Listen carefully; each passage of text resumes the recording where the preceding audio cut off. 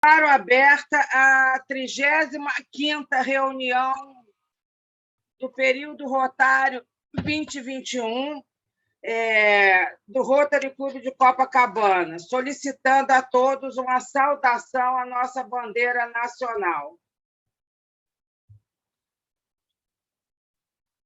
Convido o primeiro diretor de protocolo, José William, para o protocolo da reunião.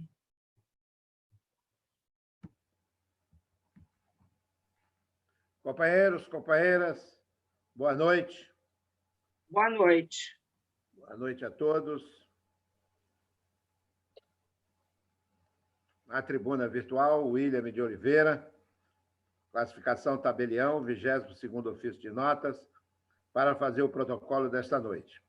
Hoje estamos realizando a nossa 35ª reunião ordinária virtual do ano Rotário 2020 e 2021, tendo como presidente do Rotary Internacional o companheiro do Rotary Clube de Herstum, Lemberg, Moulin, Alemanha, distrito 1940, Holger Knack, e como governadora do distrito 4571, a companheira do Rotary Clube de Campos do Jordão, Cacima Simone Góes Campanha. Como presidente do nosso clube, a companheira Cleonice Barros de Macedo Datum. E como lema do atual período, o Rotary abre oportunidades. A nossa mesa presidencial está assim composta. Ao centro, a presidente Cleonice Datum, que tem ao seu lado direito o palestrante da noite, o associado do Rotary Clube de São Paulo, Água Rasa, do distrito 4.430, o companheiro Roberto Massaro. Eu errei o distrito, desculpe, William. E qual é o distrito? 4.563, eles também redistritaram. 573. 4563, tá? 4563. Então, corrigindo. Patrícia, está gravando? Plim, plim. O companheiro Roberto Massaro Watanabe. E ao lado esquerdo da presidente Cleonice Datum, a associada do Rotary Clube de Caçapava, Jequitibá, presidente no atual período 2020-21, a companheira Ciomara Castro. A Ciomara está sempre atenta, né, Ciomara?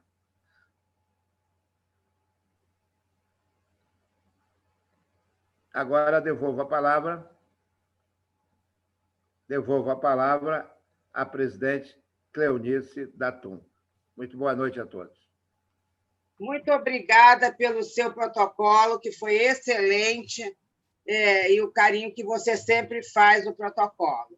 Você merece, você merece. Obrigada. Eu vou usar da minha palavra, vou usar um pouquinho o que eu deveria ter passado, talvez, para o companheiro nosso do companheirismo, mas que ele foi o aniversariante de ontem, nós todos o parabenizamos, e hoje eu queria anunciar que agora à tarde eu tomei conhecimento que nós temos um bisavô que ganhou mais uma neta ontem, o nosso querido Cleófas, que nasceu a Antônia, filha da Luísa, neta dele, que é juíza.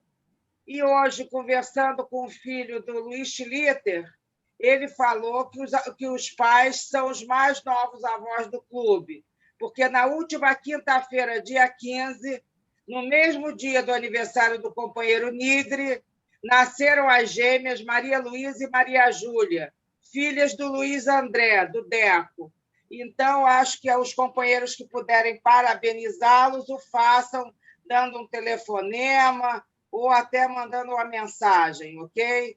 Acho mais fácil pelo telefone, porque o companheiro Schlitter não usa WhatsApp e nem Facebook, nada, entendeu? E agora eu convido para o companheirismo o nosso companheiro Isaac Adid.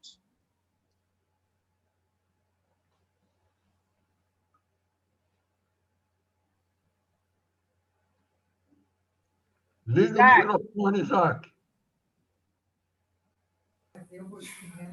Boa noite a todos. Na tribuna virtual, Isaac Adid, sócio veterano na categoria de roupas femininas representação, já que não existe mais veterano, mas antiga classificação, e vou falar dos aniversariantes do mês de abril, muito festejados, por sinal. Dia 4, Célia, esposa do nosso companheiro José William. No dia 15, Robert Nigri. No dia 18, ontem, esse que vos fala, fui muito festejado e agradeci algumas vezes a todos, e agradeço novamente. Muito obrigado por todos os telefonemas, todas as felicitações. E no próximo dia 30, temos o companheiro Eduardo Mair. A todos no mês de abril, aniversariantes, nossas felicidades. Volta a palavra, presidente. Parabéns mais uma vez pelo seu aniversário ontem, que eu vi que foi bastante comemorado e com toda razão. Você o ano inteiro nos felicita e, mais do que nunca, nós tínhamos que ter essa gentileza com você. Obrigado. Agora eu quero falar que chegamos ao ponto alto da nossa reunião e eu falarei resumidamente sobre o companheiro Watanabe, porque o currículo de vida e rotário dele é muito extenso. Ele é formado em Engenharia Civil pela Escola Politécnica da Universidade de São Paulo, turma de 72. E teve a rara oportunidade de participar do projeto das obras de porte da Engenharia Nacional, como a Rodovia dos Imigrantes, Metropolitano de São Paulo, Anel Rodoviário de São Paulo, hoje denominado Rodoanel, Sistema Cantareira de Abastecimento de Água, Emissário Submarino de Esgoto da cidade de Santos e as hidrelétricas de Jupiá, Ilha Solteira, Água Vermelha, Itaipu e Tucuruí. Participando de atividades comunitárias desde os 13 anos de idade. Seu pai lhe ensinou que o sustento que se retira da sociedade deve ser retribuído a ela na forma de serviços voluntários, preferencialmente nas áreas do trabalho profissional. Por isso, ele reserva parte do seu tempo, cerca de 4 horas semanais, para se dedicar à comunidade, na forma de trabalho voluntário. Nesses anos todos, já realizou um sem número de trabalhos comunitários, como bingos, feiras, quermesses e bazares beneficentes, e igrejas, sociedades de amigos de bairro, associações comerciais, etc. Em 1993, aos 46 anos de idade, foi descoberto pelo Rotary, sendo admitido como associado representativo no Rotary Clube de São Paulo, Tatuapé, na classificação Engenheiro Civil. Ao longo de 15 anos de intenso trabalho social e comunitário, não só na região de Tatuapé, como também em localidades distantes, como Jales, São José do Rio Preto, Valentim Gentil, São José dos Campos, Campinas, Ibirá, Rio Claro, Perdidos, Uberlândia e outros, e até Presidente Prudente. Colaborou com a realização de projetos de melhoria das comunidades e solicitou seu desligamento de Rotary em 2008 para poder concentrar-se na vida acadêmica.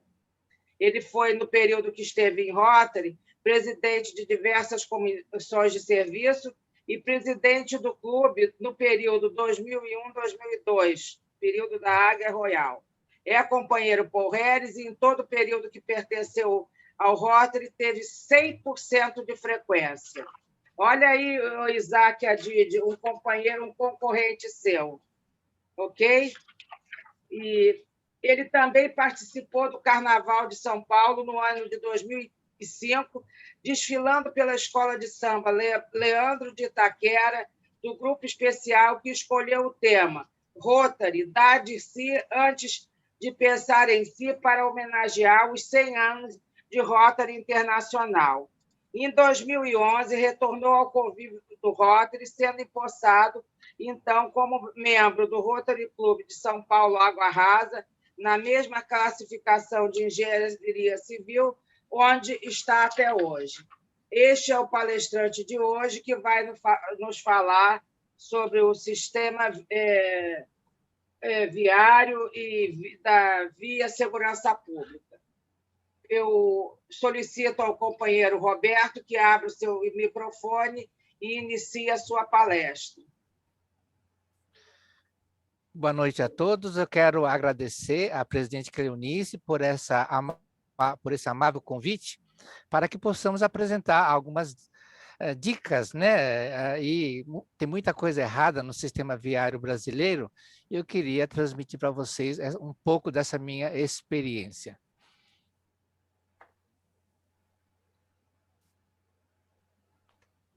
Vamos falar hoje de segurança pública em segurança na via pública. No Brasil, morre atualmente cerca de 100 mil pessoas por ano em acidentes de trânsito. E existe acidente de tudo quanto é tipo, principalmente na zona urbana. Vocês estão vendo aqui um acidente que aconteceu aí no Rio de Janeiro, nesse viaduto Brigadeiro Tompovski. E também um outro acidente que aconteceu lá em Itaguaí, também aí no Rio de Janeiro, né? Ônibus que caiu do viaduto.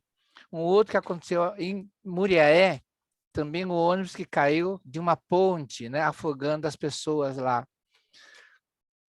E assim acontece muitos acidentes, e quase sempre a conclusão que se chega é que houve erro humano, mas nem sempre o erro é humano.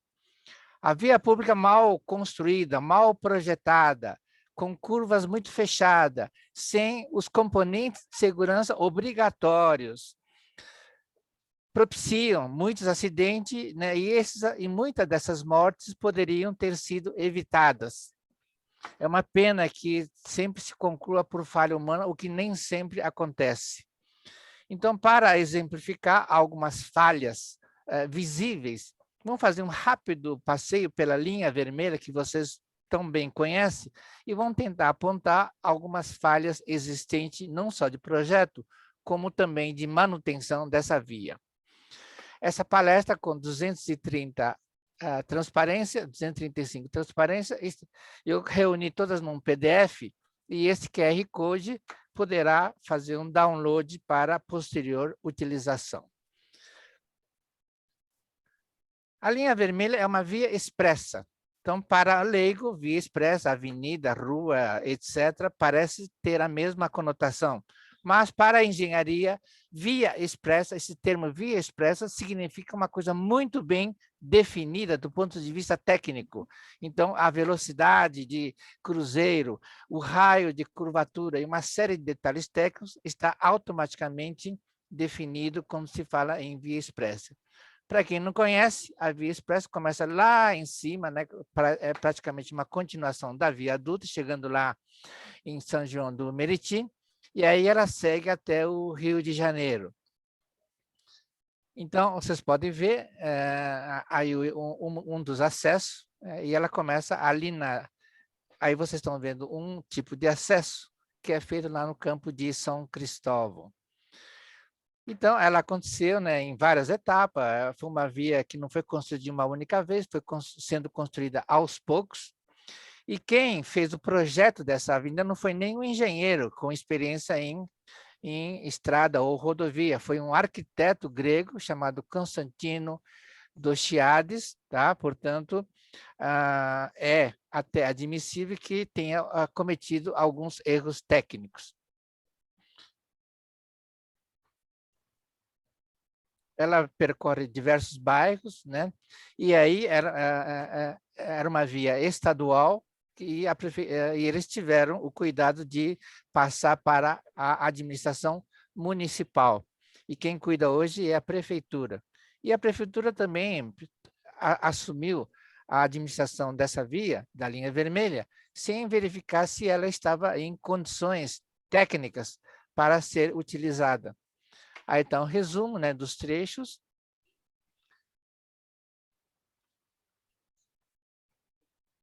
E aí existem algumas diretrizes do Ministério dos Transportes dizendo o que tem que atender uma via expressa. Aí você tem um critério, uma classificação de rodovia brasileira, tá? Então você tem classe 1, classe 2, classe 3, classe 4, e tem a classe especial, né?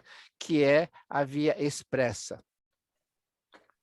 Então, existem vias locais, né? Onde é proibido o tráfego de caminhões, é só uma via local, é só para moradia e, eventualmente, algum comércio local. Você tem uma via coletora, onde passa ônibus, né, para levar as pessoas para trabalhar, para ir na escola e coisa e tal.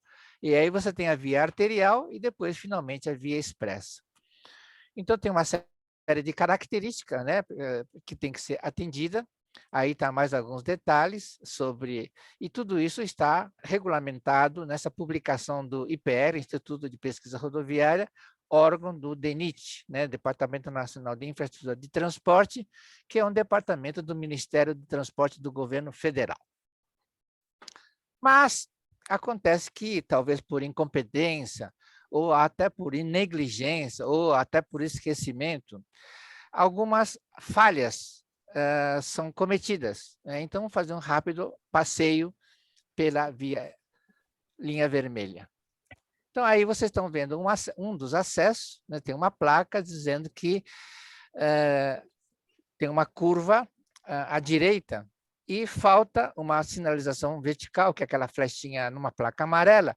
Isso é obrigatório, então aí é um local de alto risco, onde uma pessoa inadvertida, né? Um paulista, por exemplo, que vai passear aí no Rio, ele não sabe que tem uma curva logo adiante nesse acesso, então ele pode, de repente, causar algum acidente por falta dessa placa. Isso daí, essa placa é obrigatória, existe um manual dizendo em que condições que essa placa deve existir. Tem também as condições, né, em que essa placa, em que local, mais para frente, mais para trás, tudo isso é perfeitamente definido nesse manual de sinalização vertical de advertência, que é do Manual Brasileiro de Sinalização de Trânsito. Outra coisa é esse triângulo, né? Quando você vai entrar numa via preferencial, tem que ter um triângulo invertido para dizer, ó, cuidado, você vai entrar numa linha preferencial onde o pessoal vem em alta velocidade. Então, nesse acesso, esse triângulo invertido é obrigatório, porém, eu flagrei aí, tá vendo? O acesso não tem esse triângulo. Agora, o mais curioso é que numa foto mais antiga que eu peguei no Google, existe a placa, não só no poste, né, como no chão também. Então, havia, e aí, de repente, talvez com a chuva, né, esse sinal se apagou e o administrador da via não repôs, não repintou. Então, isso é uma falha grave, né? E aí também existe toda uma regulamentação feita pelo CONTRAN. Então, tem aí as dimensões, que tem que ter esse triângulo invertido, né? Outra coisa é, eu não posso, né, colocar um elemento em cima desse muro de proteção. Esse muro de proteção, chamado barreira, ele barra e impede um veículo desgovernado, furou o pneu, né? Ou num dia de chuva escorregou, derrapou. Então, o veículo corre o risco de cair desse viaduto. Então, existe essa barreira de concreto lateralmente que impede esse tipo de coisa. E é proibido colocar um elemento, como tem aí, um poste exatamente em cima dessa mureta. Tá vendo? Isso é uma coisa totalmente irregular, é contra as normas, tá? Não pode haver um elemento como esse, porque um carro desgovernado, ele, em vez de ser contido por essa barreira, ele vai bater nesse poste e vai capotar. Tá? Então, em vez de ser um elemento que segura, que garante segurança, ele vai ser um motivo, né? Olha só, inclusive, ó, é bem preso, é bem robusto, né? Então, mesmo um caminhão pesado, ele vai bater aí e vai capotar. O certo é isso, tá vendo? A norma diz que tem que ter aí uma distância de 1,80 m, a partir da linha de borda, aquela linha branca, tem que ter 1,80 m pelo menos longe dessa via. Aí também eu tenho, na mesma linha vermelha, tem um trecho lá onde isso é respeitado, tá vendo? O poste é colocado longe da faixa de rolamento. Outra coisa é, essa junta de dilatação térmica, ela tem que receber um elemento, né, de tratamento para evitar solavanco. E aí, de repente, um carro vai sofrer um solavanco, né, por exemplo, aí, e vai estourar o pneu. Um carro a 60 km/h bate nessa junta de dilatação térmica, estoura o pneu, e aí o carro provavelmente vai ficar desgovernado e talvez venha até a capotar. Ou então, na abertura, essa junta de dilatação é justamente para permitir a dilatação do concreto com o calor, né? Então, isso pode causar acidente lá. Então, é muito comum esse tipo de capotamento causado por essa junta. Existe um componente, que é esse metal, esse de aço, né? Ele é aço trançado aí, que serve justamente de ligação para fazer esse ponto. Então, na linha vermelha, descobri um monte de ponto que não tem esse componente de segurança. Placas de propaganda são proibidas ao longo, porque vai distrair, o motorista vai ficar lendo o que está na placa, e também isso também é proibido, esse tipo de coisa. E aqui na separação para uma saída, tá vendo? Tem um elemento, tem esse elemento aqui, que parece uma rampa de lançamento. Então, aí o que pode acontecer? Um ônibus, por exemplo, em alta velocidade, vai ficar desgovernado, ele vai bater nesse elemento e vai sair voando. Então, é um elemento muito perigoso, né? Deveria ser eliminado. Tá? Então, inclusive, tem aí motociclista aí parado ali nesse local que deveria evitar. Tá vendo? Então, existe um componente que é esse atenuador de impacto. Tá? É uma série de componentes de plástico cheio de água. Então, se de repente um ônibus, por exemplo, ficar desgovernado, ele vai se chocar contra esses atenuadores de impacto, que vai amortecer, ele vai parar aqui mesmo, vai frear imediatamente, e o ônibus não vai cair lá de cima do viaduto. Olha em detalhes como que são esses componentes de segurança. Em outro trecho aí, já perto do Rio Comprido, onde tem uma curva à esquerda e também falta a placa de alerta de sinalização. Então, tem uma série de falhas ao longo dessa linha vermelha. Aí tem um ponto positivo, né? Nem tudo é errado. Tem um ponto onde tem uma leve inclinação da pista para evitar que um carro desgovernado venha a invadir a outra pista no sentido contrário. Agora, tem uma coisa grave, né? Nesse acesso, colocaram um posto de observação totalmente irregular e ainda construíram um bloco de concreto que pintaram de preto e amarelo. Esse negócio aí é um altíssimo risco. Um veículo desgovernado vai bater aqui e provavelmente as pessoas vão morrer por causa disso. Olha o detalhe, né, do bloco de ancoragem desse. Então, isso daí já devia ser retirado imediatamente. Eu, por exemplo, não me arrisco a andar na linha vermelha, eu prefiro ir por baixo, porque o risco de andar na linha vermelha é muito grande, né? E as autoridades não se responsabilizam por isso. Outro lugar, né, de intersecção de acesso à via principal, que falta o tal do triângulo, né? Ali próximo do túnel tem um monte de lâminas de aço, né? São cercas metálicas. Eu não sei para que existe essa cerca metálica aí numa região urbana, porque é um elemento altamente perigoso. Está vendo? Um carro desgovernado, essa cerca metálica entra dentro do carro e mata todos os ocupantes. A cerca metálica ela existe em zonas rurais, onde tem animais de grande porte, cavalo, vaca e animais silvestres de grande porte, para evitar que esses animais invadam a pista. Né? Nos Estados Unidos chama-se guardrail, quer dizer, é uma proteção da via, evita que animais entrem na via. Aí, na entrada do túnel, né? Tá vendo? O túnel não tem nenhuma iluminação, então, durante o dia, o sol está muito quente e as nossas pupilas andam meio fechadas. Quando a gente entra no túnel, o túnel está muito escuro, a gente, por alguns segundos, fica cego, não enxerga nada. É um alto risco. Então, o correto, as normas dizem que na entrada eu preciso ter uma farta iluminação para atenuar, né, e não deixar tão escuro essa entrada do túnel. Então, também a entrada desse túnel está totalmente irregular, né? Então, aqui tem um exemplo, né, de um túnel aqui em São Paulo, tem até hidrante, né? Essa é a rodovia dos imigrantes, tem hidrante ao longo do túnel, então se um carro pegar fogo, há como combater o incêndio. É muito comum, né? A gente vê, daí um acidente que aconteceu em São Paulo, né? A estrada estava sendo recapeada e não tinha sido pintada. Olha o que aconteceu, um caminhão-tanque bateu num ônibus, matou 15 pessoas. Então, por que isso acontece? Tem regulamentação dizendo, olha, tem que ter faixa e coisa e tal, tá? Outra coisa é que existe um conceito uma confusão entre trânsito e tráfego, né? O tráfego é para quem está fora, o observador está fora do veículo. Então, eu estou ali num bar, perto de uma ponte, e falo, o ônibus está trafegando pela ponte. Agora, quem está dentro do ônibus, ele está transitando pela ponte. Então, é um problema conceitual e, obviamente, existe engenharia de trânsito e existe engenharia de tráfego. São duas coisas totalmente diferentes. Então, é bom ver isso daí. A via pública precisa ser segregada. Então, eu tenho o meio-fio é justamente o elemento que faz a divisão. Isso tudo é muito claro, né? Os manuais do DENIT especificam claramente isso. Eu preciso ter uma faixa de segurança de 60 centímetros, né? Onde, hoje, né, se vê as peruas, tem aqueles espelho retrovisor, que é saliente, ele avança 30 centímetros para fora. Então, a pessoa inadvertida está lá nessa faixa de segurança, vai levar uma chapuletada por esse espelho.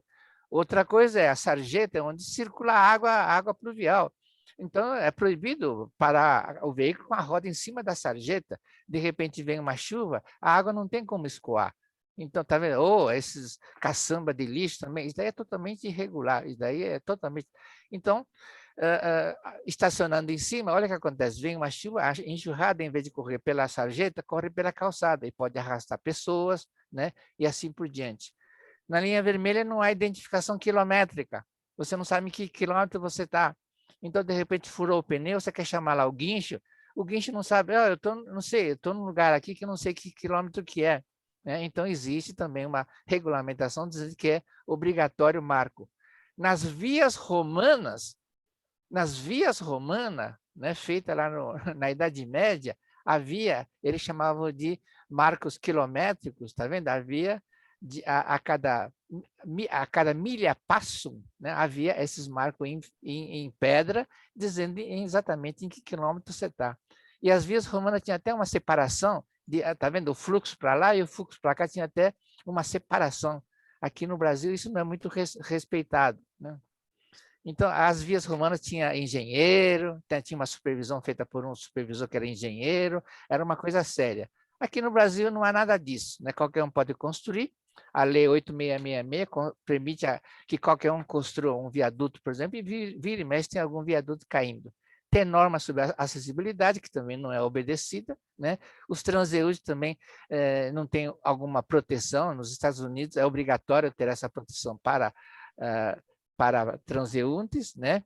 E aqui no Brasil eu encontrei um caso raro aqui, o Colégio São Luís estava reformando a fachada, também fez esse túnelzinho para pedestre. Outra curiosidade, aqui no Tatuapé, eles estão pintando esse prédio e, obviamente, o respingo da tinta sai voando e vai manchar os carros que estão estacionados ali na rua. Então, eu vi, olha, a empreiteira teve cuidado de cobrir todos os carros com esse plástico para evitar que os respingos viessem a manchar os carros. Né? Esse cuidado nem sempre, e nem todos os condomínios, ao contratar a pintura do prédio, têm esse cuidado de exigir que a empreiteira cubra os carros da vizinhança. Tá? A faixa de travessia é muito comum, ela está muito apagada e tudo mais, então isso é totalmente irregular e tem muitas mortes, atropelamento na travessia de faixa, e o motorista alega que não via a faixa e coisa desse tipo, tá vendo? Então isso é totalmente irregular, tá? Agora, o pior é isso, né? A prefeitura pinta com tinta PVA, isso é ridículo, gente, pinta com tinta PVA, não é assim que se faz. Então a faixa tem que ser pintada por uma película, tá? Uma película que é aplicada por um veículo próprio, a quente, tá vendo? E deve ter adição de microesferas de vidro para dar a refletir, né, a luz do farol do sol. Tem até esse aparelho que mede o grau de reflectância dessa película que é traçado. E nos condomínios, nas partes internas de condomínio residencial, vale a regra, tá? Então, todos os condomínios têm que ter um plano, um projeto de segurança viária dentro do condomínio, as vagas dos veículos, as vias de acesso dentro do condomínio, as rampas têm que obedecer à norma brasileira, tá? Isso está perfeitamente previsto nas normas brasileiras. Então, aí você tem uma via local, né? As características, a via coletora, as características, né? As intersecções, o raio mínimo de curvatura que tem que obedecer, tá vendo? Isso tudo é obrigatório. Aqui, por exemplo, estão vendo um ônibus estava manobrando e passou por cima do carro. A culpa é do ônibus? Ou a culpa do carro que entrou onde não devia? Ou a culpa é do ônibus que não viu que vinha um carro? Nenhum dos dois. O motorista do ônibus não tem culpa e o motorista do carro não tem culpa. A culpa é da prefeitura, que não fez a sinalização viária, a faixa para tráfego do ônibus e do carro não estão desenhadas no solo. Então, o processo é contra a prefeitura, não é nem contra o ônibus, nem contra o carro. Esse é um outro exemplo também. A culpa é da prefeitura. Tem normas dizendo que a prefeitura é obrigada a desenhar a faixa de rolamento no piso. E tem que ter essas esferas de vidro para que essa faixa seja visível à noite, mesmo que não tenha iluminação pública naquela via. Aí estão outras características, né? Tem carros tombando, né? E assim por diante, tem uma série de características que tem que ser obedecida. Olha só que coisa ridícula, tá? Fica todo mundo disputando aquela... Então, a velocidade também é estabelecida por normas, tá? E essas placas, como eu já mencionei, o poste da placa tem que estar pelo menos 1,80 m longe da via, né, para evitar que um carro que ficou desgovernado, que ele venha se desviar um pouquinho, que ele bata nesses postes e venha a capotar. As vias particulares dentro de condomínio tem que ter o tamanho da vaga, as vias de circulação, velocidade máxima, tudo é regulamentado por lei federal. Aí, tá vendo? É um ônibus que vai passar, tem uma valeta. Isso é coisa ridícula. Em zona urbana não deveria ter valeta, tá vendo? Então, tem valeta, funda e o ônibus, coitado, fica batendo para-choque ao passar por essas valetas profundas, tá? Tem regulamentação, como que tem que ser feito esses cruzamentos. Tem uma série de normas do DENIT. E do ponto de vista da ecologia, vocês estão vendo aí a rodovia dos imigrantes, que é a estrada mais ecológica do mundo. Na década de 70, nós tivemos, eu participei do projeto, tivemos a preocupação com relação à fauna da Serra do Mar. Então, esse viaduto que vocês estão vendo é o VA-19, ele tem 70 metros de altura entre o tabuleiro, quer dizer, a pista onde rola os veículos, e o rio Cubatão lá embaixo. 70 metros, por quê? Porque nem o ruído dos veículos vai atrapalhar a vida da onça, da tartaruga, dos macacos, né? Que durante o dia ficam na parte alta da serra e de vez em quando desce lá embaixo no rio para tomar banho. Tá? Então, isso nem se falava em ecologia, mas a imigrância já foi feito respeitando a natureza. Aí está uma construção da imigrância, deu um trabalhão. E isso porque a rodovia Anchieta, que é mais antiga, ela é totalmente na superfície. Então, a tartaruga não consegue atravessar, o macaco não consegue atravessar, nem a onça, vira e mexe uma onça atropelada ali na rodovia da Anchieta. Aqui você tem a rodovia dos Bandeirantes, em São Paulo, onde os moradores reclamaram do barulho da rodovia dos Bandeirantes. E aí a justiça mandou erguer um muro de 6 metros de altura, coisa ridícula isso. Tá vendo? E aí tem um trecho aqui no Rodoanel que a justiça, aqueles moradores reclamaram e a justiça mandou levantar muro de 2 metros de altura dos dois lados, 6 metros de altura dos dois lados.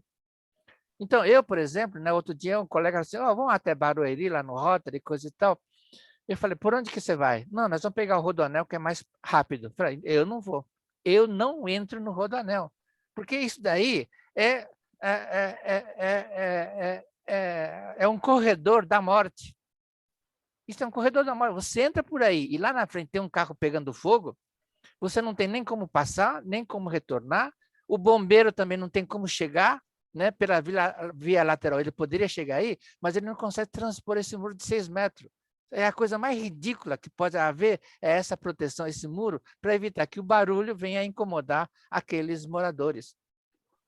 Então, a justiça está errada ao determinar esse tipo de solução. Olha que horror!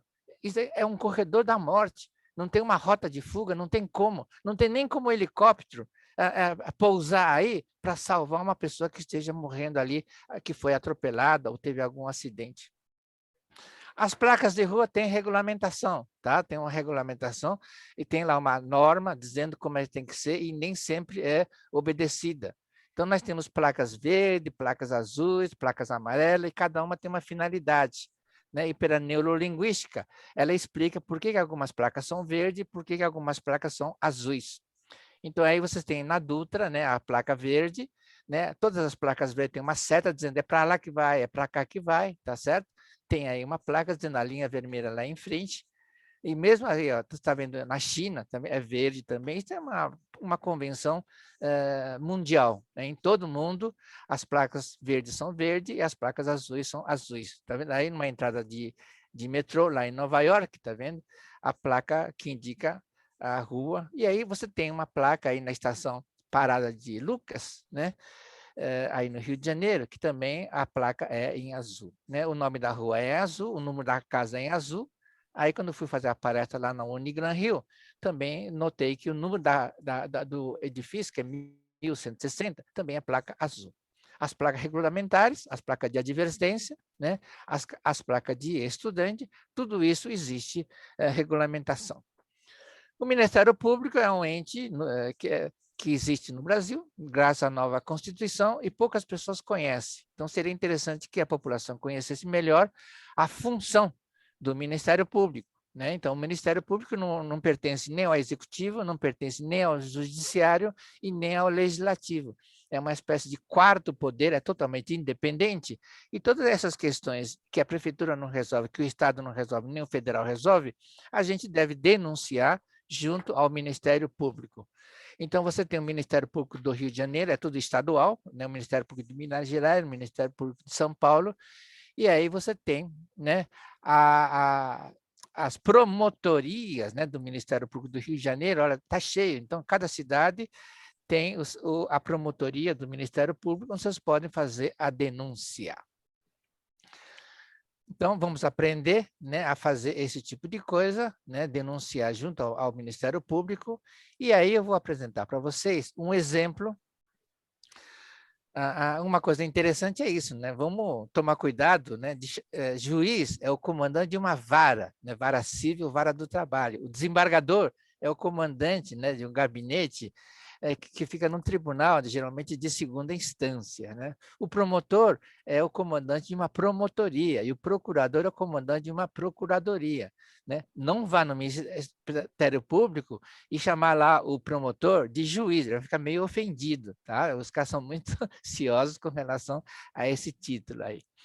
Então, eu tenho um exemplo aqui que eu vou apresentar, que foi um caso que aconteceu lá em Santa Catarina, onde, na Serra da Dona Francisca, onde um ônibus, né, estava voltando e, tá vendo? 50, o ônibus, numa curva, ele perdeu o controle, estava chovendo, e caiu numa ribanceira que tinha 150 metros de altura, e 50 pessoas morreram. Então, eu fiquei meio que indignado, eu não tenho nada a ver com isso, mas dessa vez eu fiquei muito bravo com esse tipo de coisa, então resolvi mover uma ação pela internet mesmo, aqui de São Paulo, nem fui até lá. Então, pelo Google, eu peguei algumas fotografias daquela curva onde aconteceu o acidente, né? Ou então matéria de jornal lá de Santa Catarina, e aí mandei uma denúncia pela internet. E aí você tem um e-mail, né, que a promotoria, o Ministério Público lá de Santa Catarina, lá de Joinville, né? Boa tarde, doutor Roberto, e coisa e tal, dizendo que acolheu a minha denúncia e abriu um processo lá, tá vendo? Houve um processo e com esse processo eles foram obrigados a colocar elementos de segurança naquela curva, né? Inclusive o jornal aí de Joinville noticiou lá que foi feito ali a obra de melhoria, a instalação daquela segurança.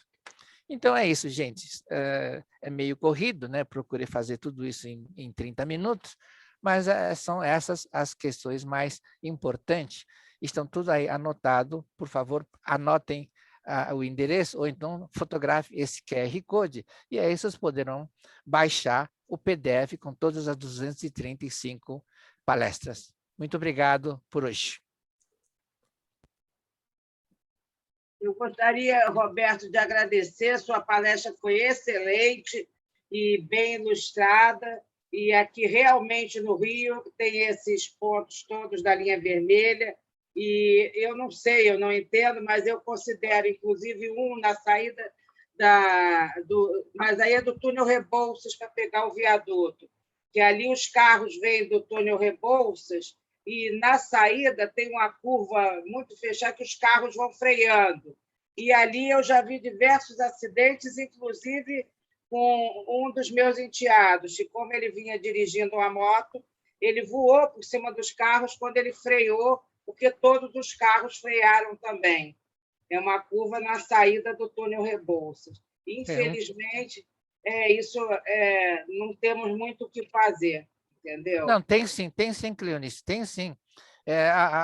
Uma dos objetivos meus é justamente conscientizá-lo de que existe solução para esse tipo de coisa, que é uma coisa específica, pontual, é na saída do Rebouças, entendeu? Então, basta preparar um relatório técnico, tá? Tem que ser um engenheiro civil que faça isso.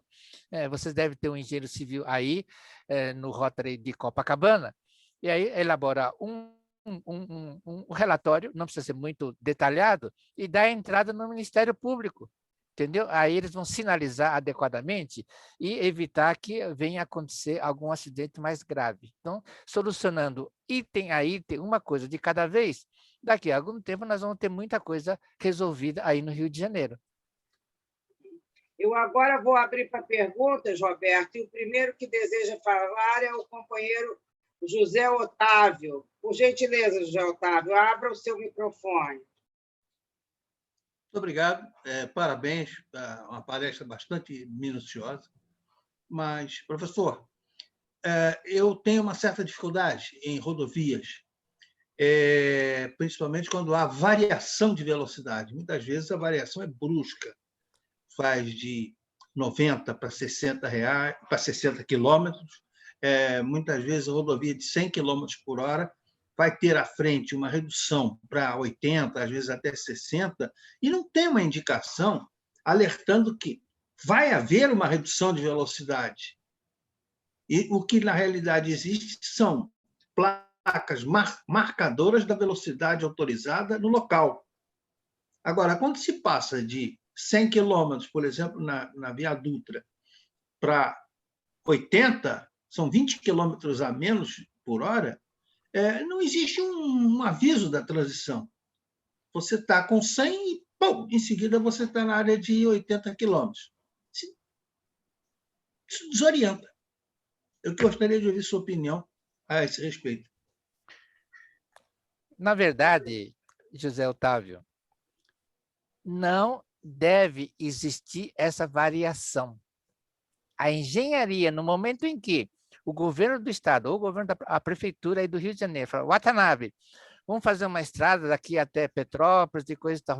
Bom, qual é a categoria dessa rodovia? É uma rodovia turística, uma rodovia vai ter tráfego de caminhões, então qual é a classe dessa rodovia? No que eu defino que vai ser classe 2, a velocidade é 100 km por hora, desde o marco zero até o final.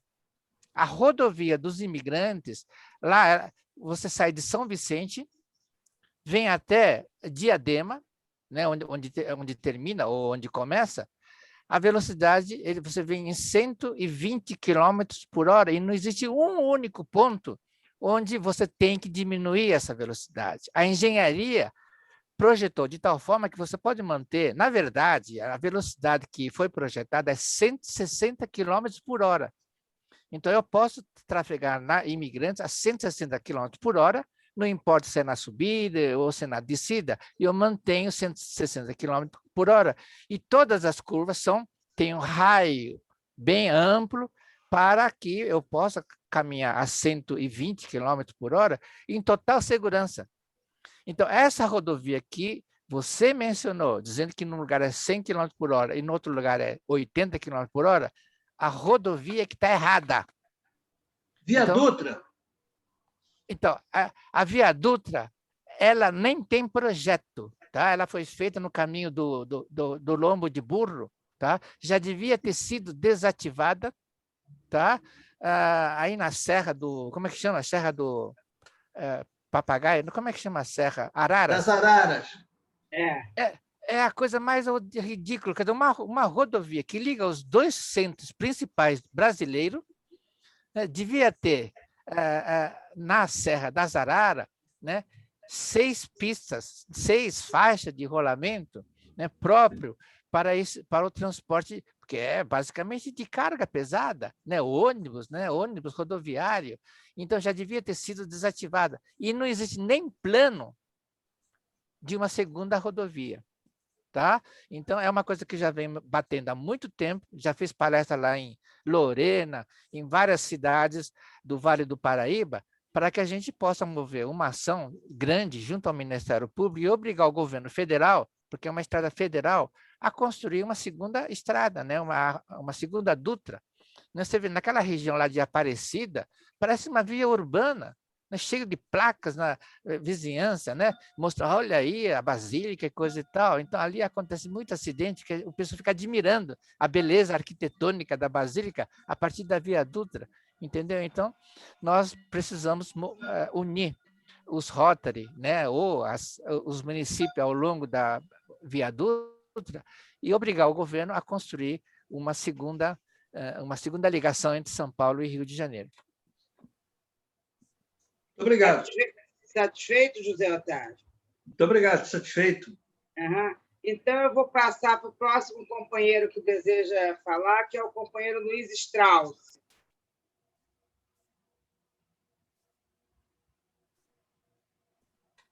Abre o seu microfone. Isso, abri aqui. Boa noite a todos os companheiros. Primeiro, parabenizar aí pelo professor, companheiro Roberto Watanabe, pela brilhante explicação, né? Ou seja, quem não é desse ramo passa a ter uma noção do que toda essa indústria envolve. Eu até chamei aqui um adolescente, que é meu sobrinho, que está aqui do meu lado, que ele hoje recém fez a prova do Detran. E eu falei, corre aqui para você ver o que envolve uma opção de coisa, não só pavimentação, faixa e tudo mais.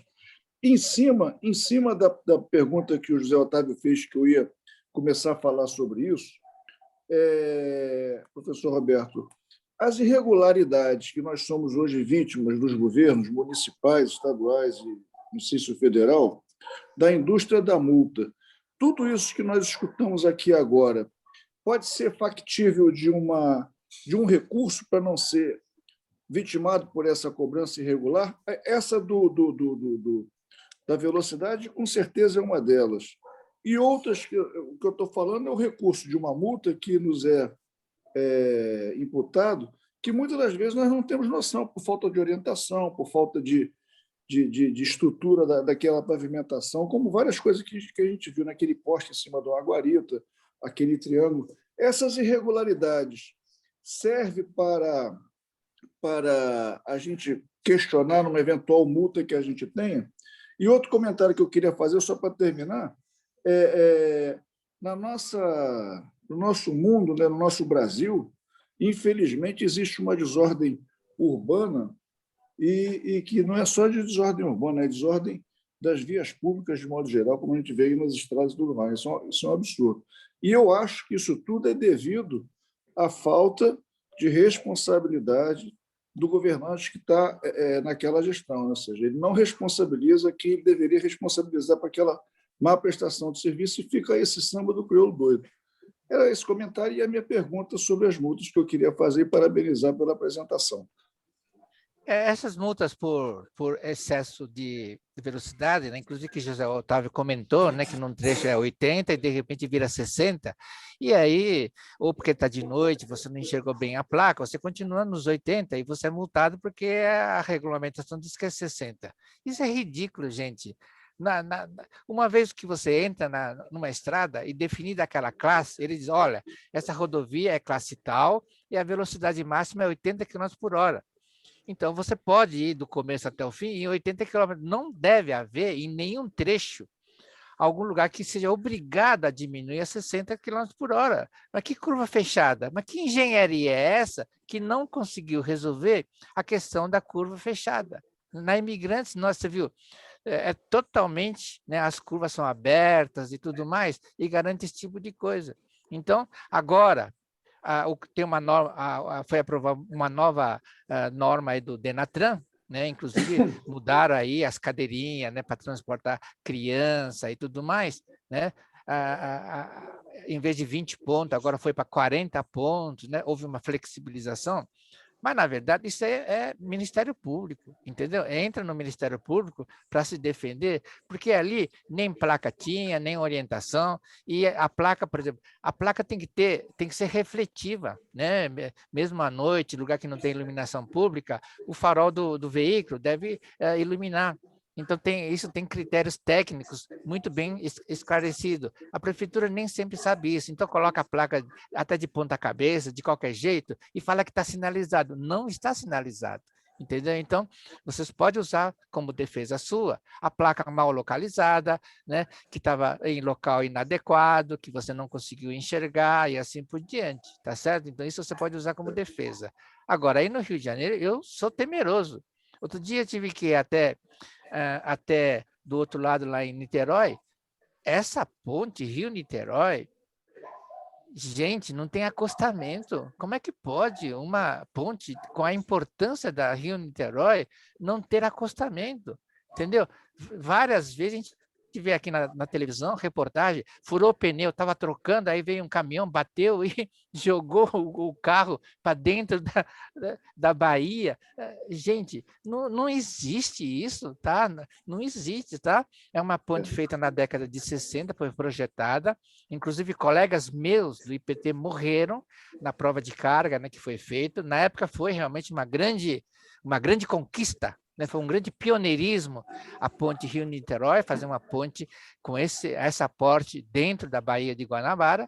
Na época foi, mas infelizmente a tecnologia mudou, avançou muito, então já deveria ter uma segunda ligação entre o Rio de Janeiro e Niterói, né? Então alguém tem que fazer alguma coisa. Agora, não sou eu que estou aqui em São Paulo que não preciso, não uso a ponte Rio-Niterói. Eu acho que vocês aí, juntamente com o pessoal de Niterói, tem que se mobilizar e entrar com uma denúncia grave junto ao Ministério Público e obrigar o governo federal a construir uma segunda ligação com acostamento, né? Com 6 faixas de rolamento em cada pista, tá? Num volume adequado. Você vê, no final você fica tudo parado, congestionado, porque o volume do carro é muito grande e a capacidade da ponte é muito pequena. Ela foi feita para funcionar bem na década de 80, no máximo até a década de 90. Nós estamos no ano 2020, gente, tá? E ainda fazem questão de usar aquela ponte estreitinha, né? Feita naqueles critérios antigos. Antigamente, os caminhões tinham no máximo 30 toneladas. Hoje, trafega pela ponte Rio-Niterói caminhões com 93 toneladas de peso. Então, se qualquer um dia desse, aquela ponte cair porque o caminhão derrubou a ponte pelo peso, pelo grande peso, não estranhe, mas está totalmente irregular permitir uma ponte que foi projetada para aguentar 30 toneladas, está passando caminhão de 93 toneladas. Então, não sei porque até agora não caiu. É um milagre. É uma falta de responsabilidade dos governantes, professor Exato. Roberto. A ponte Niterói já foi até pior. Ela hoje até existe alguns recuos, algumas pequenas zonas de escape. E existem os projetos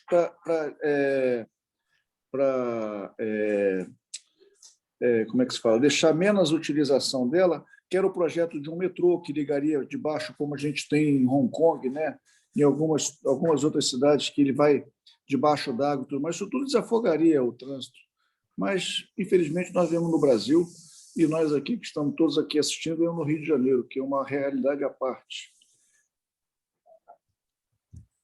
Se precisar de mim, estou à inteira disposição para ajudar vocês aí. Obrigado. Eu só um outro comentário referente às multas, mas isso aí não é só uma virtude do mal dos nossos políticos aqui, principalmente no interior, eu acho que é do Brasil inteiro, é uma política de arrecadação. Nós chegamos a ter aqui pardais escondidos, outros que é 40 e logo na frente é 60, aí depois cai para 40, já é feito propositalmente para enganar o motorista, e às vezes uma velocidade que é 50, você passa a 58 é multado. É o nosso Brasil. Isso eu vou evitar de comentar, né? Porque eu sou especialista no ramo e não posso falar sobre isso. É verdade, imagino. Agora o companheiro Claudino, você está satisfeito, Luiz Strauss? Claro.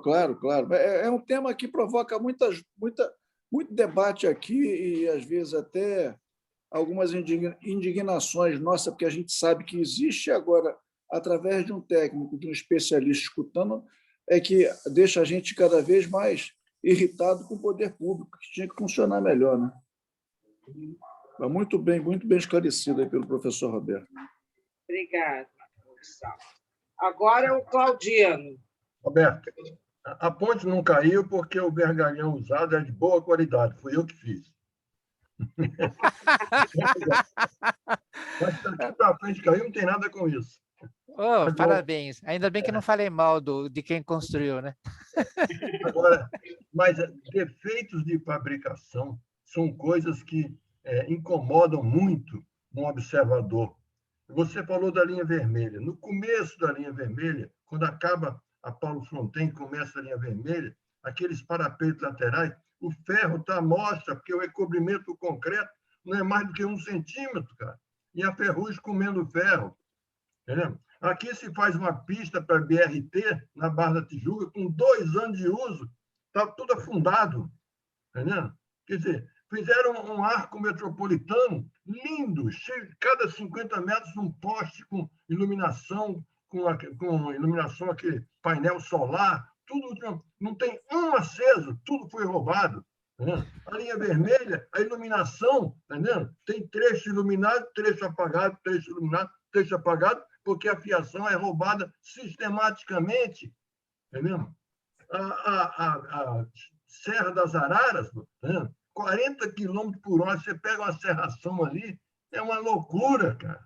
Entendeu? A Rio Petrópolis, a subida, com essas carretas agora de 33 metros de comprimento, quando a curva é para a direita, a estradinha não tem acostamento, e são curvas fechadas, quando a curva é para a direita, a carreta tem que abrir um pouco, não passa nem bicicleta. Entendeu? Então, é o samba do crioulo doido. Entendeu? Falta engenheiro nesse negócio. Falta engenharia. Quem comanda, quem gerencia esse negócio, não tem formação técnica. Essa que é a minha observação. Claudino, o Ministério Público no Brasil funciona. Se bem que, você viu, no caso do Lava Jato aí, funcionou até um certo tempo e agora eles anularam tudo.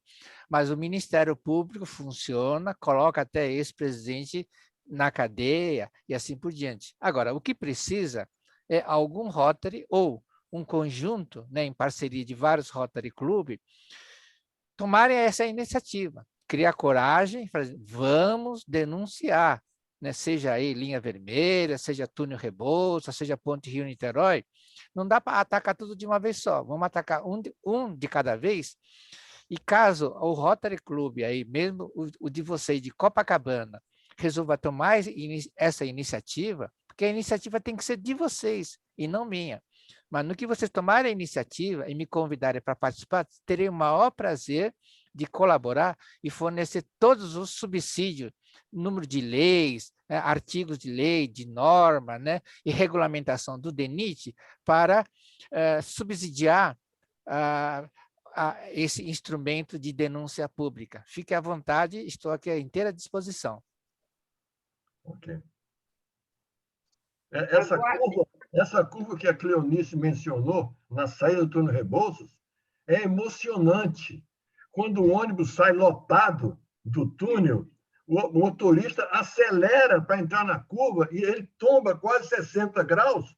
Aí todos os passageiros gritam, é emoção forte. Então, né, emoção, né?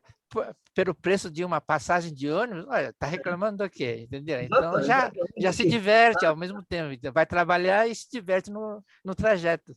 É isso aí. Mas se quiser, a gente pode tomar como primeiro exemplo prático, né, corrigir, diminuir, né, ou aumentar a segurança aí na saída do túnel Rebouças.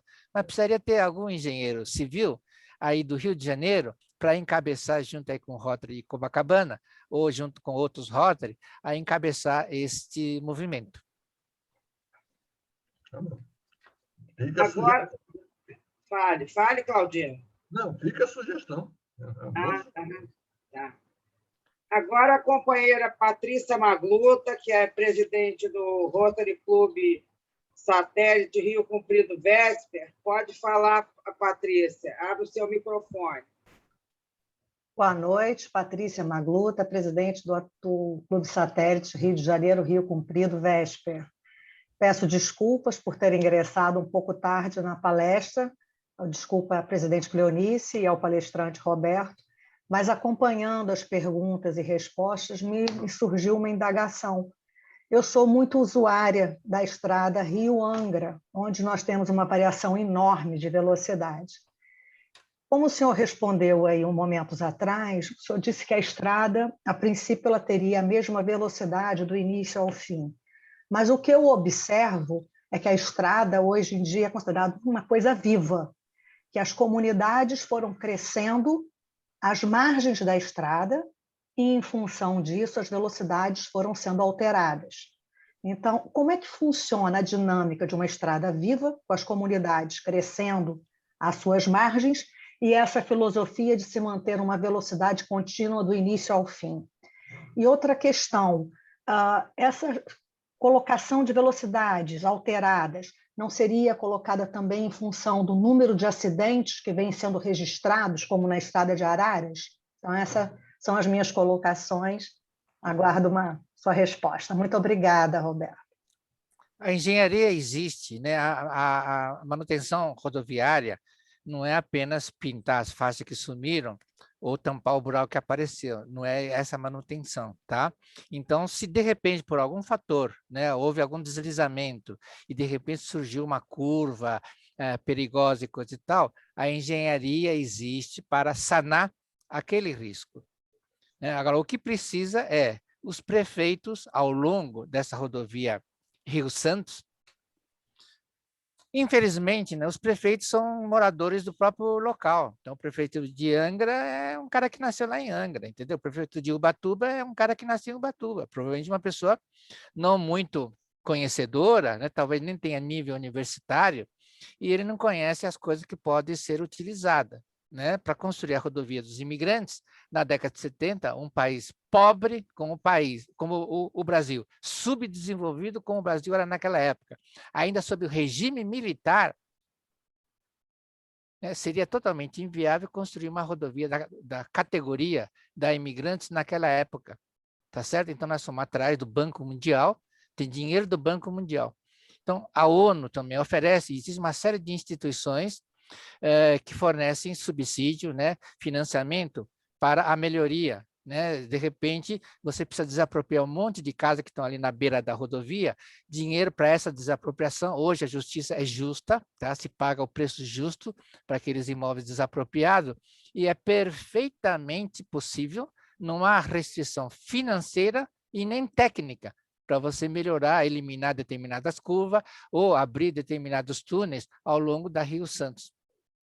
Agora, o que existe é uma grande ignorância dos prefeitos, né, que não conhecem esses meios, né, de financiamento para a ampliação ou para a construção de uma nova rodovia, né? Então, por exemplo, eu ajudei a construir Itaipu, que é a maior hidrelétrica do mundo, na década de 70, num Brasil pobre, né, endividado e ainda sob regime militar.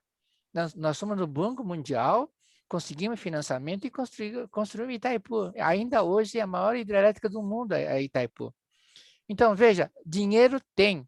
Agora, você precisa saber aonde buscar, né? Então, talvez precisamos pegar os rótulos aí de Ubatuba, né, de Caraguatatuba, de Angra, pegar esses rótulos que estão ao longo da Rio Santos e mostrar para ele quais são os meios de financiamento mundial ou da ONU, ou mesmo no Brasil. O Brasil também tem aquele imposto, né, que a CID, aquele imposto que tem tudo quanto é combustível, gasolina, álcool, né, petróleo, coisa. Aquele imposto, sabe para que é? Constatou-se na década de 80 que, infelizmente, o Brasil estava atrasado e tem muitas rodovias que tinham sido construídas assim de qualquer jeito. Então, para poder adaptar as rodovias existentes e nas condições internacionais de segurança, o governo criou um imposto chamado CID, que é especificamente para a atualização das rodovias brasileiras.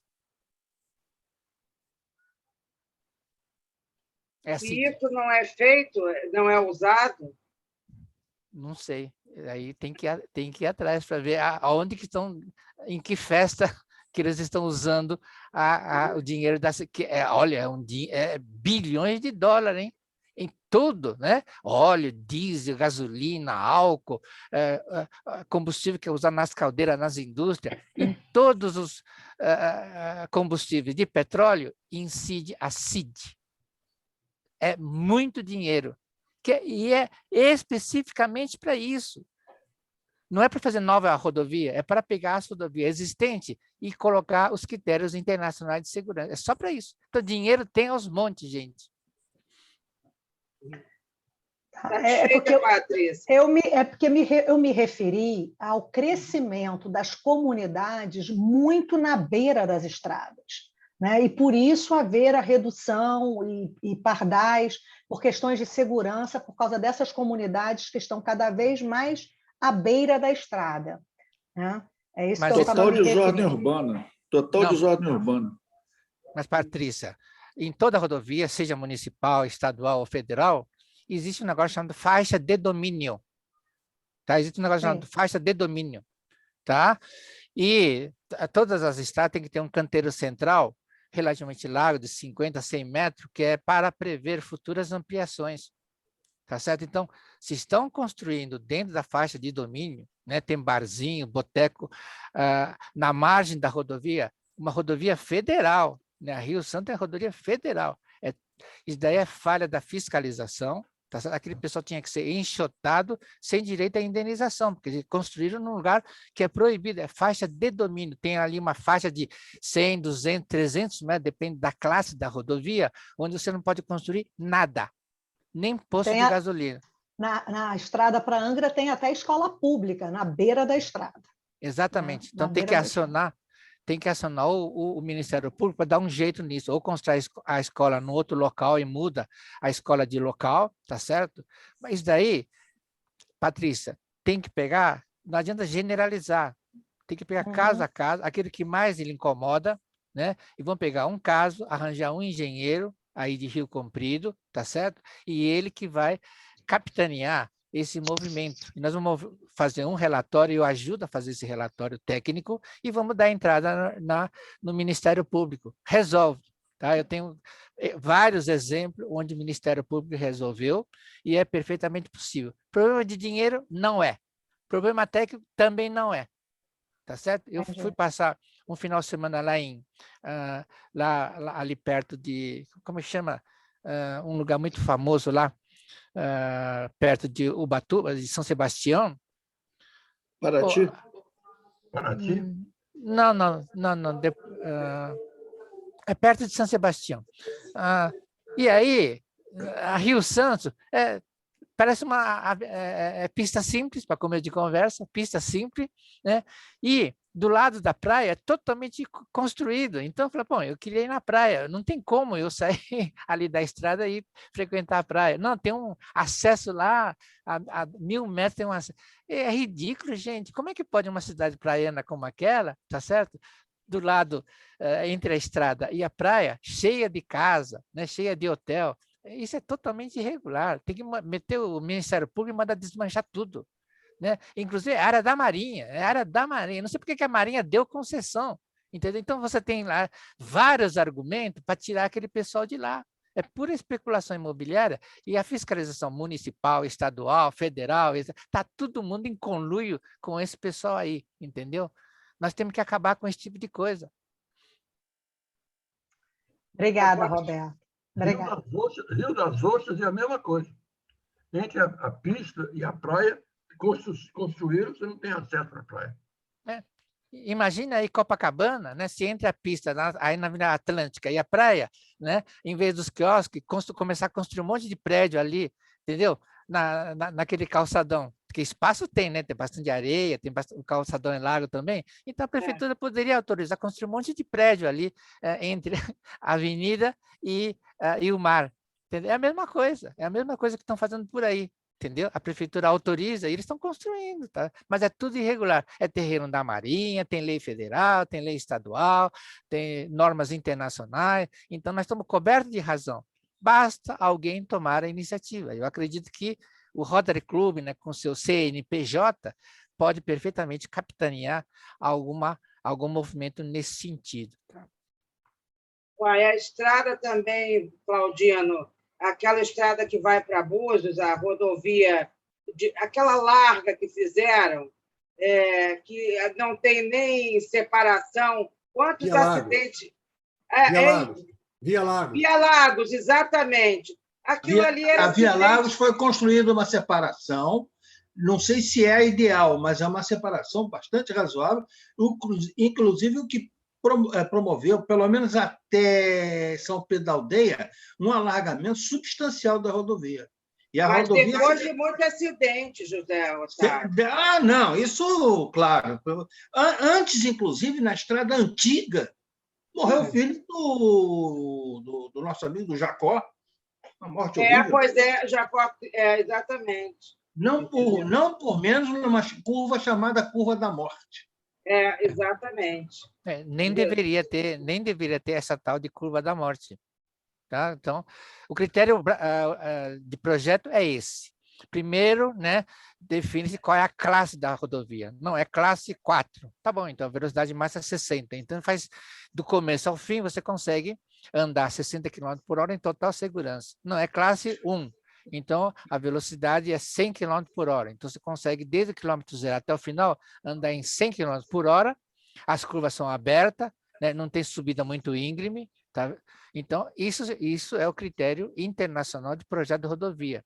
Agora, se nessa rodovia aí para Búzios tem curva muito fechada, que chamam de curva da morte, ou a prefeitura, né, quem mandou fazer, ou o engenheiro que fez, tem que ser caçado. Tá totalmente, é a mesma coisa que eu fizer um prédio de 50 andares e colocar uns pilarzinhos lá de 20 centímetros, entendeu? Aí depois de pronto o prédio caiu e matou 200 pessoas. Ah, foi uma fatalidade, né? Bateu um vento muito forte. Não, é falha de engenharia, falha do engenheiro. Então, onde já se viu uma rodovia aí para Búzios, tem uma curva fechada que chama de curva da morte. Isso daí é falha do engenheiro. Tem que caçar um engenheiro como esse. Você falou hoje sobre justamente a linha vermelha e falou do trecho do túnel Rebouças. Hoje, por acaso, na televisão, falou que esse elevado Paulo de Frontin foi um erro de engenharia, talvez, que ele cedeu e matou 48 pessoas por volta de meio-dia, 1h. Isso já tem bastante anos. Apareceu hoje na televisão falando desse desastre do elevado Paulo de Frontin, que você acabou de mostrar um monte de erros nele.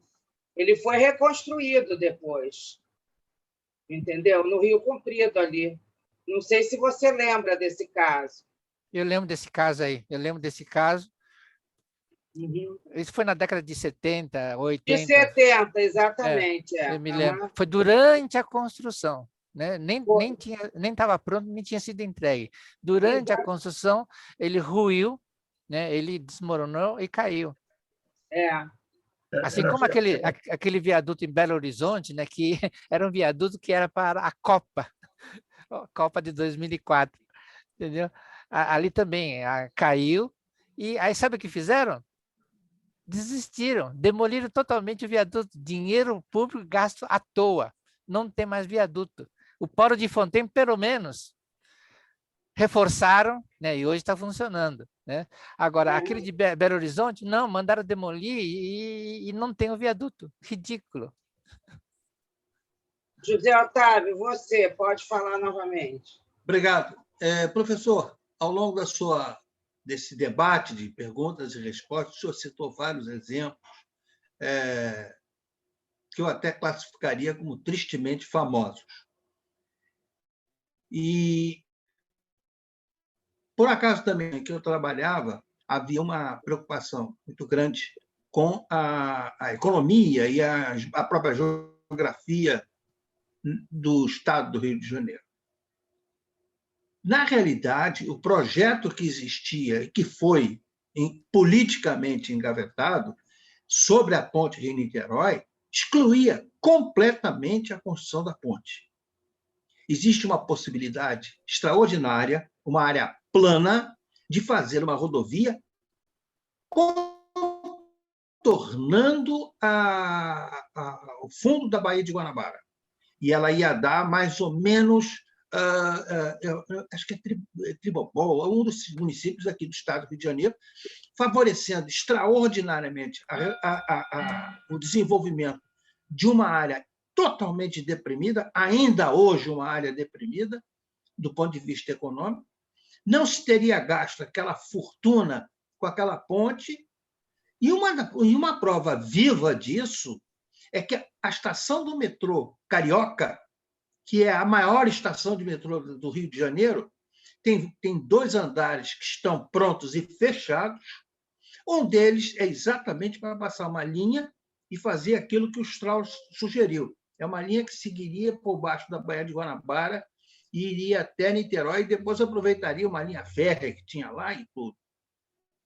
Era isso, essa era uma observação que eu queria falar com o senhor. Outro detalhe é o seguinte: a curva da morte, que o senhor tanto acentuou agora, ela existia numa estrada muito antiga que ligava a rodovia BR-101 na altura de... Que cidade é aquela, em Cleonice?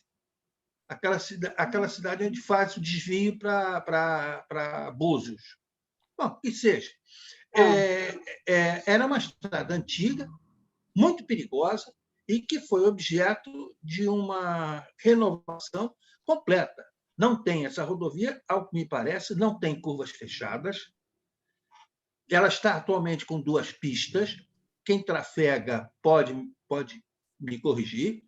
Há uma separação razoável entre as 2 pistas. Na realidade, as 2 pistas comportam, se eu não me engano, 2 faixas de rolamento, enquanto que a antiga eram apenas 2 faixas opostas, né? E vamos dizer, esses defeitos foram inteiramente corrigidos. A estrada, lógico, segue o terreno do traçado da antiga rodovia, mas ela foi totalmente liberada desses problemas e tudo. Tá, hoje, eu considero uma rodovia bonita, segura. Inclusive, em alguns trechos, eu lamento muito que a velocidade esteja restrita a 80 km por hora. A gente olha assim e diz: puxa, tem tanto lugar que o pessoal anda 90, 100 km, e aqui tem que ser 80, mas deve haver algum motivo para isso. Eram essas 2 observações. Uma terceira seria um ponto polêmico. Você cita como exemplos de estrada algumas rodovias de São Paulo. É preciso, nesse ponto, ponderar um pouquinho. Na realidade, a diferença de desenvolvimento entre o estado de São Paulo e o resto do país é muito grande. São Paulo tem, hoje principalmente, uma economia que comporta realmente rodovias daquele porte. E teve, ao longo desse tempo, possivelmente por conta do próprio desenvolvimento do Estado, equipes de planejadores e de execução de obras bastante competentes. Aqui no Rio de Janeiro mesmo, nós temos hoje um desastre. A subida da Serra de Petrópolis é um monumento de concreto sólido, à vista de todo mundo, da corrupção. Era isso. Foram alguns desabafos. Se o senhor quiser comentar, comente. Se não quiser, se tiver algum companheiro que discorde, por favor, fiquem à vontade. Verdade. Concordo 100%. A gente que sobe essa serra aqui pelo menos 2 vezes por semana ainda é testemunho de ver aqui exatamente o que o Zé Otávio falou. Eu vou fazer 2 comentários, Zé Otávio. Com relação à ligação Rio de Janeiro-Niterói, eu acho que a gente não tem que ficar entrando no aspecto técnico, né? Se vai ser por cima, por baixo. Eu acho que até que a atual ponte Rio-Niterói pode ser remodelada, pode ser ampliada né, com reforço na fundação, criar acostamento, é até possível, acho que é até mais barato e mais rápido, fazer uma reforma na ponte atual. Pode ser feita uma ponte nova, ou pode ser subterrâneo também, tá? Com espaço para metrô, né? E talvez até segregando um túnel para caminhões, né? E outro túnel só para carros de passeio, né? Porque são incompatíveis. Caminhão e carro de passeio são incompatíveis.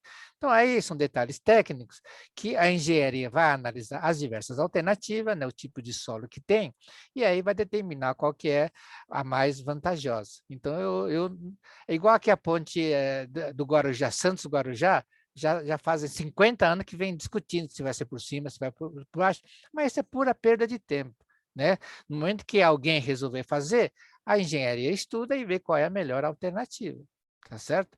Agora, com relação ao Rio de Janeiro, eu lamento muito, porque na época da construção da rodovia dos imigrantes, a gente precisaria fazer ensaios de asfalto, ensaios, saber se aquela terra era boa, se suportava bem o peso dos caminhões. Tem uma série de milhares de ensaios de índice de liquidez, limite de plasticidade, né, do concreto, do solo, de argila, da brita, da granulometria. Tem uma série de ensaios que a gente precisa fazer específico de materiais para ser usado em rodovia.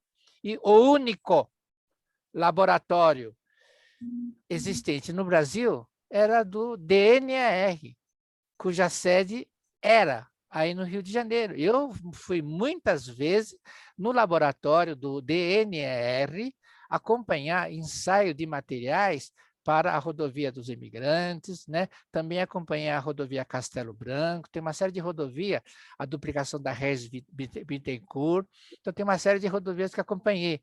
E aí eu estive no Rio de Janeiro acompanhando e realmente era de tirar o chapéu a capacidade dos técnicos do DNR. Só que, quando inauguraram Brasília, falaram, agora vai todo mundo para Brasília, né? E aí, a sede do DENIT é em Brasília, e aí esses laboratórios não foram reconstruídos lá em Brasília. Então, esses laboratórios foram sucateados, e hoje a gente não tem. Se eu precisar fazer se essa ideia de uma nova rodovia Dutra, né, ligando São Paulo com Rio de Janeiro, e se me convidarem para trabalhar, eu não tenho um laboratório bom para fazer ensaio de material para construção de estrada. Então, eu respeitava muito, né, o laboratório do DNR, que ficava aí no Rio de Janeiro. Competência vocês têm, tá? É só criar um pouco de vergonha, né, e chegar para lá nos políticos sem vergonha aí, corruptos, e deixar os técnicos trabalharem.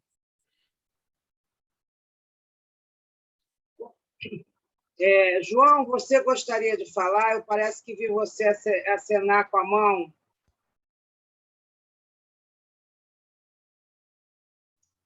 Gostaria. Então, pode falar. Gostaria muito de parabenizar o companheiro Roberto pela excelente palestra. Nos informou muitas coisas, pelo menos a mim. Eu nunca soube para que servia esse imposto da CID, que são milhões e milhões de reais, né? Que seria para atualizar nossas rodovias. Em níveis internacionais, eu, quando dirijo lá nos Estados Unidos, sempre fico deslumbrado, não só com a qualidade da pavimentação, mas com a qualidade da sinalização. Quer dizer, qualquer estrangeiro dirige ali sem problemas e com o mínimo risco de acidente. Aqui no Brasil, mesmo nós brasileiros, mesmo carioca aqui, eu saio aqui da Barra para ir para Petrópolis, me enrolo todo ali para entrar na Avenida Brasil, porque é uma confusão. Para ir a Búzios, você nota as placas, tem árvores, tem galhos na frente da placa, obstruindo a sua visão, você não sabe o que está escrito ali. Não tem ninguém tomando conta daquilo para cortar aquele galho. Há quanto tempo que ele está crescendo ali? E cresce árvore, cresce galho, cresce o diabo ali nas rodovias, nas beiras. Então, agora a gente vê que nós temos aí a CID, temos o IPVA, uma série de impostos, o senhor acabou de dizer que não falta dinheiro. E isso, o problema que a gente pensa logo é que há desvio desse dinheiro, né? É uma coisa que não é nova entre nós, porque, de outra forma, nós não deveríamos ter tanto acidente aqui. Inicialmente, eu pensava que essa grande diferença entre Estados Unidos e Brasil fosse devido à diferença econômica, de situação econômica de um país e outro. Mas o senhor acaba de dizer que nós não só temos dinheiro para isso, como temos fundos, Banco Mundial, que pode nos financiar para atualizar isso, para evitar esses acidentes. Então, o que eu pensava também que pudesse ser questão de normas. Eu pensava, por que nós não copiamos dos Estados Unidos as normas de trânsito, as normas de sinalização? Estou vendo também que parece que não é isso. As nossas normas, aparentemente, são boas. Só faltam ser aplicadas corretamente. Há pouco tempo atrás, houve um escândalo aqui no Rio de Janeiro, talvez poucos se lembrem disso. O sujeito que fabricava as placas de trânsito era parente do diretor do Detran, e aquilo deu um rolo danado. Enfim, infelizmente, nós estamos ainda um pouco longe de melhorar esse lado aí.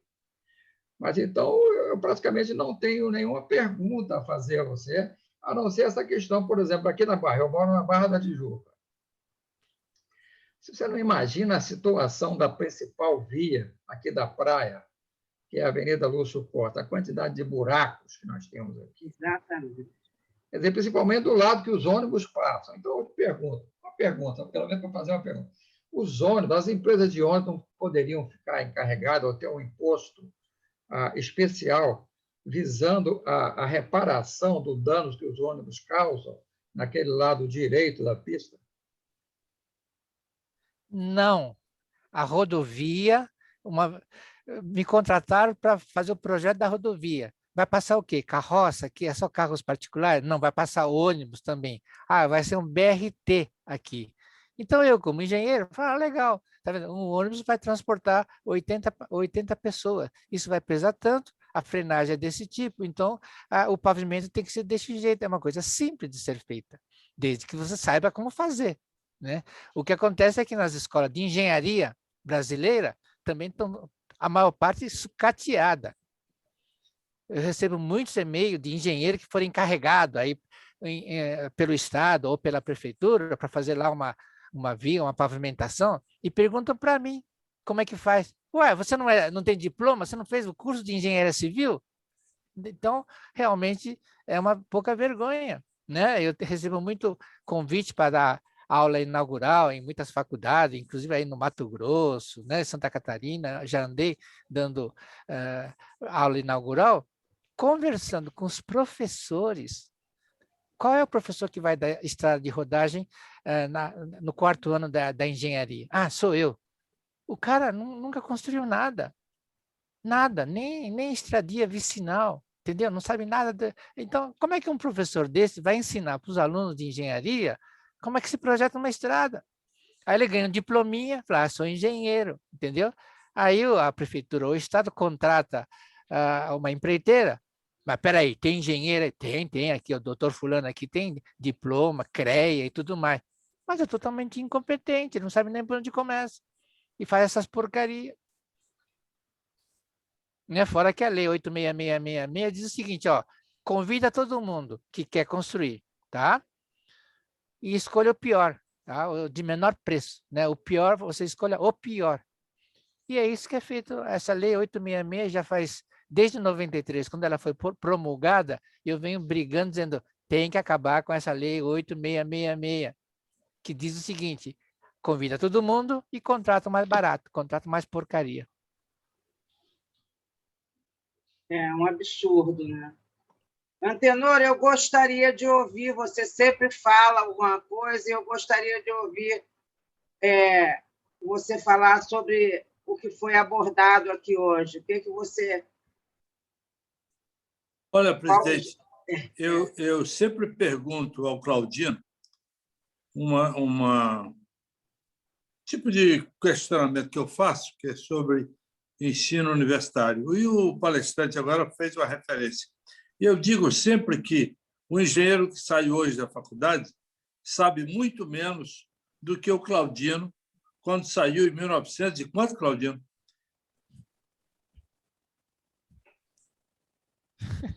63. Pois é. Claudino saiu em 63. Sabia muito mais quando formou-se do que qualquer engenheiro saiba hoje.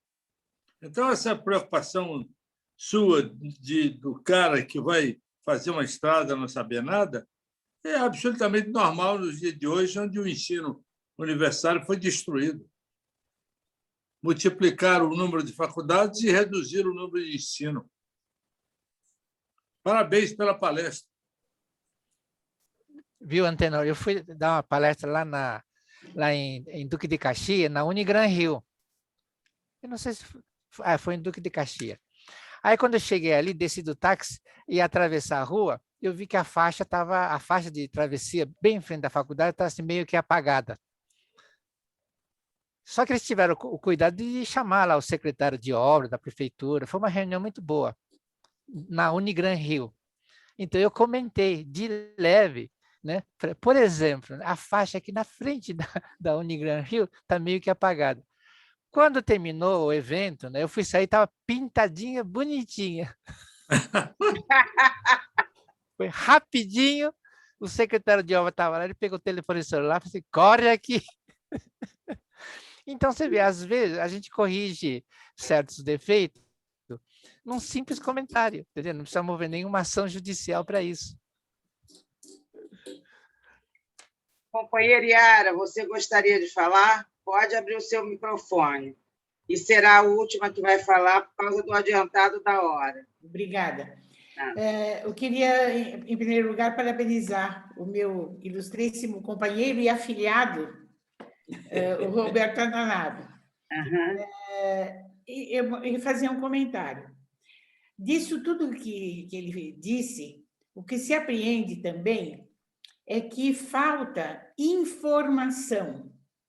Nós mesmos aprendemos aqui para que servem determinados impostos, a quem nós podemos recorrer, que existem recursos que podemos usar para a construção de estradas ou de qualquer outra coisa. Então, o que nos falta de verdade é a informação, a divulgação desse conhecimento todo e também criar uma consciência pública de que nós somos responsáveis pela sociedade que temos. Então, quando nós aprendermos a pôr a boca no trombone, a fazer valer a nossa voz, tudo vai melhorar. Eu parabenizo a companheira pela reunião, que foi excelente.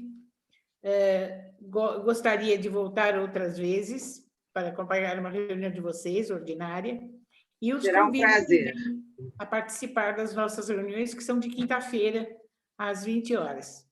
Tá bem? Muito obrigada e parabéns a todos. Obrigada. Então, mais uma vez, Roberto, eu quero agradecer a excelente palestra, os teus esclarecimentos, entendeu? E o seu diploma eu enviarei via e-mail, tá, para você colocar junto às 800 e tantas palestras que você já deu, ok? E, em nome da sua presidente e da companheira Cidinha, que é do Rotary Club of Latinoamérica, do México, do Distrito 4195, eu agradeço a todos os presentes aqui, entendeu? Convidando para uma próxima reunião nossa. Eu solicito a todos uma salva de palmas para o Pavilhão Nacional, ok? E dou por encerrada a 35ª reunião rotária do período 2021 do Rotary Clube de Copacabana.